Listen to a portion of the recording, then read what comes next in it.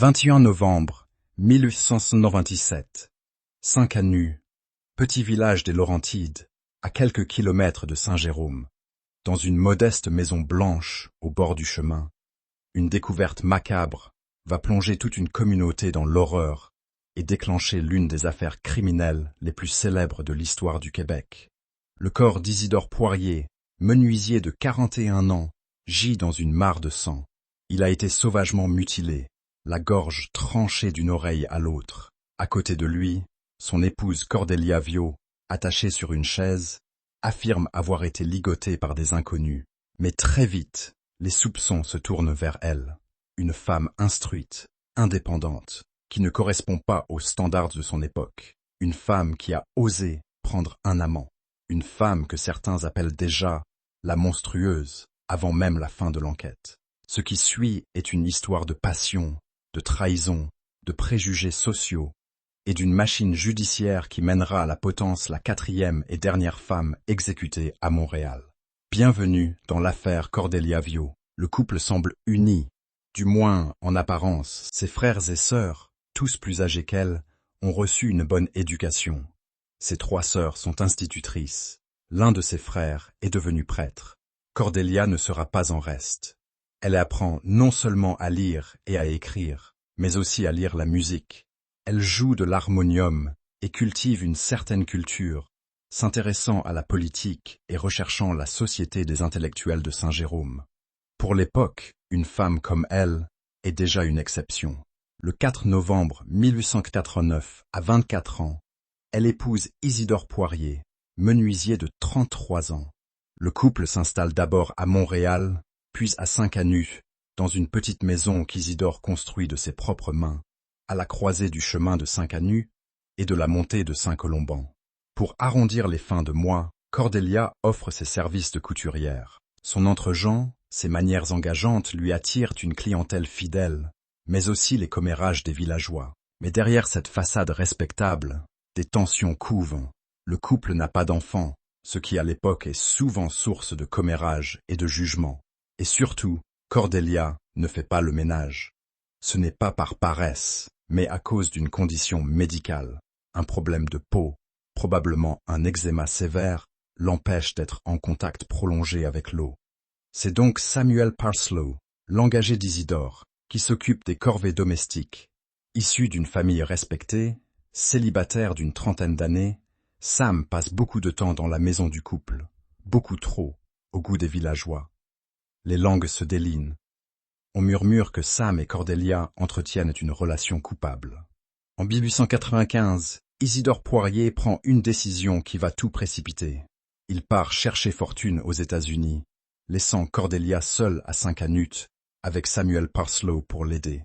Pendant son absence, les rumeurs enflent. On parle de visites clandestines le soir, de scandales publics. Le curé Pinault, alerté par la mère même de Samuel Parslow, écrit à Isidore une lettre laconique. « Revenez de suite, ou bien faites monter votre femme immédiatement. » Isidore, contrarié, répond à sa femme. Voilà la lettre de Pinault. Tu peux voir si c'est une lettre à envoyer à un homme qui lui a tant rendu de service. Ça prend un curé effronté pour m'avoir envoyé quelques mots, sans me donner aucune raison. Dans une autre lettre, il lui écrit « Pour l'amour du bon Dieu, lâche donc tout l'ouvrage que tu fais à l'église, et fais ton affaire. N'écoute pas les mauvaises langues, fais tes affaires droites, et ne crains rien. 1000 caresses, autant de becs. Ton mari qui ne vit que pour toi. » Malgré ces lettres pleines d'affection, la confiance d'Isidore est ébranlée. Quand il rentre des États-Unis en 1896, ce n'est pas avec de l'argent, mais avec des dettes, et la relation avec Cordélia ne sera plus jamais la même. Le 21 novembre 1997, la petite communauté de Saint-Canu est secouée par une nouvelle terrifiante. Isidore Poirier a été assassiné. La scène est d'une violence inouïe. Le corps d'Isidore est retrouvé dans sa chambre, affreusement mutilé, la gorge tranchée d'une oreille à l'autre. Les journaux parleront plus tard de l'effroyable boucherie de Saint-Canu. Près de lui, Cordélia est attachée à une chaise. Elle raconte aux enquêteurs que des inconnus se sont introduits dans la maison, ont tué son mari et l'ont ligoté. Mais très vite, son histoire semble suspecte. Les liens qui l'attachent sont lâches. Son comportement paraît étrangement calme pour une femme qui vient de vivre un tel traumatisme. Les soupçons se portent rapidement sur elle et sur Samuel Parslow, son amant présumé. Tous deux sont arrêtés et accusés du meurtre d'Isidore Poirier. Ce qui suit est un procès qui va diviser le Québec et faire les manchettes des journaux pendant des mois. Le procès de Cordelia Vio est un véritable cirque médiatique. Les journaux, tant francophones qu'anglophones, se disputent les détails les plus sordides. La presse à sensation, notamment le Montreal Star, mène une campagne virulente contre Cordelia, la dépeignant comme une femme fatale, une manipulatrice qui a entraîné un homme simple dans une spirale meurtrière. Les preuves contre elle sont essentiellement circonstancielles.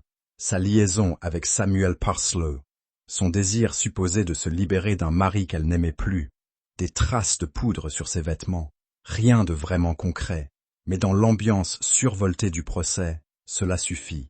Samuel Parslow, de son côté, avoue avoir tué Isidore Poirier, mais il affirme avoir agi seul, sans la complicité de Cordelia. Il reviendra plus tard sur ses aveux, affirmant avoir été forcé par la police.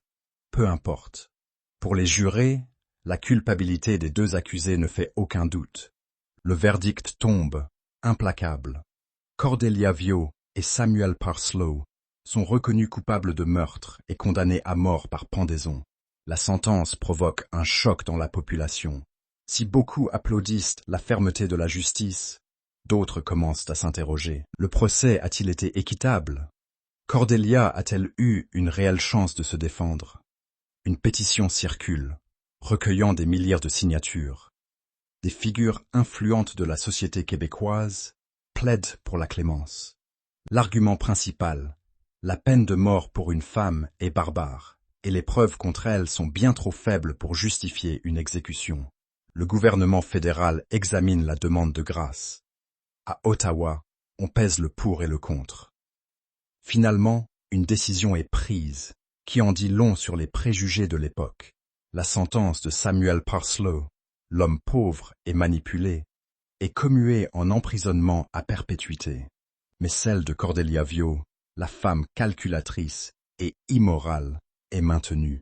Le message est clair. Une femme qui transgresse les règles de la société, qui ose prendre un amant et défier l'autorité maritale, mérite le châtiment suprême. Le 10 mars 1899, une foule estimée à près de 2000 personnes se rassemble devant la prison de Sainte-Scolastique pour assister à l'exécution.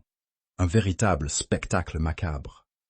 On raconte même que John D. Rockefeller, le célèbre milliardaire américain, aurait acheté des billets pour y assister. Jusqu'à la fin, Cordelia maintient son innocence. Ses dernières paroles, selon la légende, sont une malédiction. Ma mort sera vengée. Cette prison sera détruite par le feu et par le sang. À 6 heures du matin, la trappe s'ouvre. Cordelia Vio est pendue. Elle devient la 4e et dernière femme exécutée à Montréal. Samuel Parslow subit le même sort, sa grâce ayant été annulée ou ignorée selon les sources. Coïncidence troublante ou réalisation de la malédiction. Des années plus tard, la prison de Sainte-Scolastique, devenue caserne de pompiers, est effectivement ravagée par un incendie en 1922. Le feu et le sang, comme l'avait prophétisé Cordelia. Samuel Parslow et Cordelia Vio ont été reconnus coupables du meurtre d'Isidore Poirier, le mari de Cordelia Vio. Ils ont été condamnés à mort par pendaison, qui a eu lieu le 10 mars 1899, devant une foule d'environ 2000 personnes. Plus d'un siècle après les faits, l'affaire Cordelia Vio continue de diviser. Était-elle une criminelle froide et manipulatrice, ou la victime d'une erreur judiciaire monumentale, d'une société patriarcale qui ne pouvait tolérer une femme libre? Le film Cordelia de Jean Baudin, sorti en 1980 avec Louise Portal dans le rôle-titre, a popularisé la thèse de l'innocence. Le roman de Pauline Cadieux, La lampe dans la fenêtre, a fait de Cordelia une héroïne tragique. Ce qui est certain, c'est que son procès fut bâclé, que les preuves étaient fragiles, et que les préjugés de l'époque ont pesé lourd dans la balance. Comme l'écrit si justement une descendante de la famille Viau sur les réseaux sociaux, je crois qu'une part importante des condamnations d'antan de personnes ordinaires ont été des erreurs judiciaires. Une journaliste de Radio-Canada, Sacha Campo, qui a retracé l'histoire de Cordelia, résume bien le paradoxe. Je ne peux pas m'empêcher de penser que si cette affaire a suscité autant de curiosité, autant de retentissement, c'est parce que Cordelia Viau dérangeait. C'était une femme atypique qui, dans le fond, est peut-être née 100 ans trop tôt. Cordelia Viau, la dernière femme pendue au Québec, reste à jamais une énigme. Était-elle une meurtrière ou une martyre? Le débat, sans doute, ne sera jamais tranché. L'affaire Cordelia Viau a inspiré de nombreux livres et un film. La prison de Sainte-Scolastique a été incendiée en 1922. Cordelia Viau reste à ce jour la dernière femme exécutée à Montréal. Source: Bibliothèque et Archives nationales du Québec. La Presse, Le Soleil, Radio-Canada. Ouvrage de Clément Fortin et Éric Veillette.